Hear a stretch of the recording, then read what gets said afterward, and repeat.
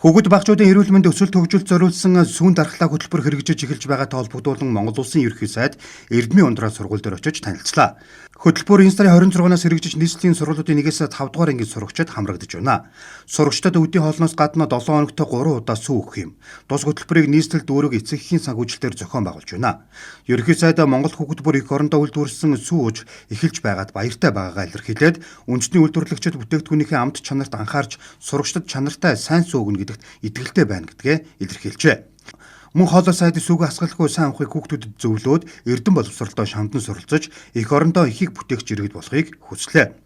Дэлхийн олон улс орн хүүхдүүдтэй сүү өгч эрүүл мэндийг дэмжиж ирсэн туршлага бий. Тухайлбал Япон улс 1959 онд, Бүгд найрамдах Солонгос улс 1981 онд, Бүгд найрамдах Хятад ард улс 2005 оноос сурагч хүүхдүүдтэй сүү өгч эхэлжээ.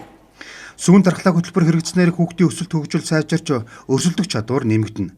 Бие махбодын дархлаа сайжирч сурах итгэх нэмэгдэнэ. Хүний бид шаардлагатай амин дэм болон досны хүчил амин дэм шимт бодисын хэмжээ нэмэгдэж шүдний өвчлөл буурах юм а. Төр хувийн хүчлийн хамтын ажиллагаа сайжирч үндэсний аж ахуйн нэгжүүдэд бодит дэмжлэг болон зэрэг ач холбогдолтой юм а. Ерөнхий сайдаа тус сургуульд суралцаж 1987 онд төгсжээ. Төрлөх сургуулаа зорин очих дуртай гэдгээ сурагчдад ярилцах үеэрээ хэлж байлаа. Ерөнхий сайд Эрдмийн ундраа шилбэр сургуулийн сурагчдад багш удирдлах хамт олонд Эрдмийн үлсэд нь амжилт хүссэн юм а.